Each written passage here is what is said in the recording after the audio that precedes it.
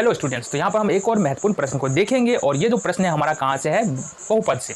Class 10th mathematics बहुपद से हमने ये क्वेश्चन लिया है और ये कई बार एग्जाम में पूछे जा चुके हैं। प्रश्न क्या है हमारा? प्रश्न है एक बहुपद दिया है और उस बहुपद का सबसे पहले शून्यक निकालना है, फिर शून्यकों और गुणांकों के बीच में जो संबंध होता है वो हमको ज्ञात करना है, यानी कि दिखाना है, साबित करना है।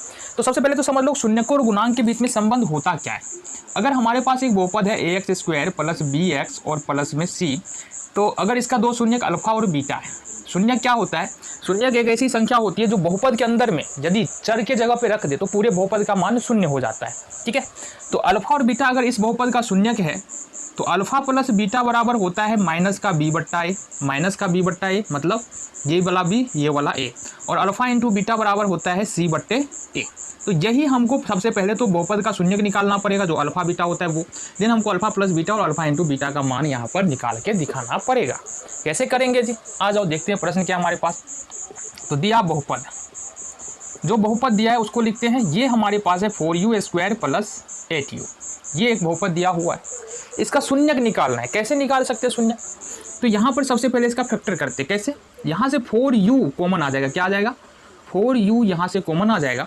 जब 4u कॉमन लोगे तो यहाँ पर u बच जाएगा और यहाँ पर तुम्हारा 2 बच जाएगा। ये आ गया हमारा गुणनखंड निकल गया। इससे आगे गुणनखंड होगा नहीं। चलो जी, अब इसका शून्यक निकालना है तो बराबर में लिखेंगे 0। तो इट मीन्स कि एक गुणनखंड तो 4u है तो 4u बराबर हम 0 कर लेंगे। तो u बराबर लिखे 4 और u के बीच में गुणा का चिन्ह है, u बराबर अगर लिखे तो ये होगा 0/4, मतलब ये हमारा 0 निकल के आ जाएगा। फिर दूसरा देख ले। दूसरा जो फैक्टर है वो है u + 2 = 0। इट मीन्स कि अगर 2 को दूसरी तरफ ले जाए तो ये हो जाएगा 2 प्लस में है इस साइड, उधर जाके माइनस में हो जाएगा। तो u बराबर -2, यानी कि एक शून्यक निकल रहा है 0, दूसरा शून्यक निकल रहा है -2। यहाँ पर एक बहुपद था हमारा पास, पहला शून्यक अल्फा, दूसरा शून्यक बीटा। तो यहाँ पर हम देखेंगे क्या लिखते हैं। माना कि अल्फा बराबर 0 और बीटा बराबर -2, ये हमने लिख लिया। ये लिखने के बाद क्या करना है? आ जाओ इधर देख लेते हैं।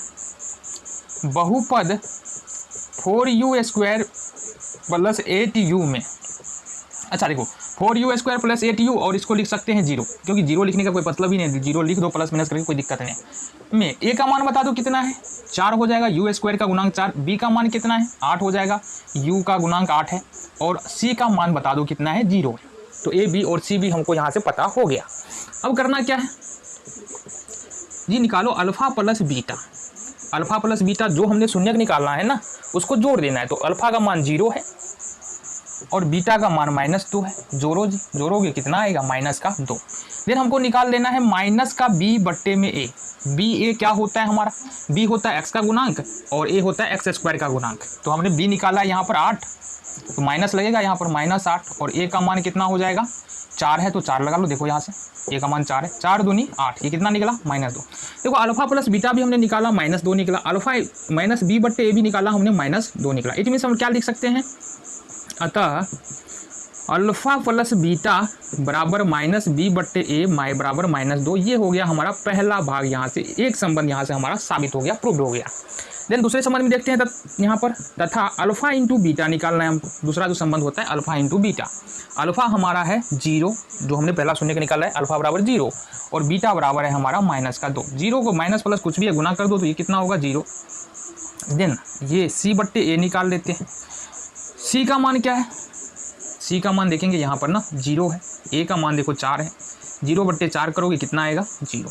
अतः हम क्या लिख सकते हैं? देखो अल्फा इंटू बीटा बराबर भी 0 और c बट्टे a बराबर 0। तो क्या लिख सकते हैं? अल्फा इंटू बीटा बराबर होता है c बट्टे a के, और यहाँ पर हमने निकाला है दोनों बराबर 0। तो ये दूसरा भाग भी हमारा यहाँ से प्रूव्ड हो गया।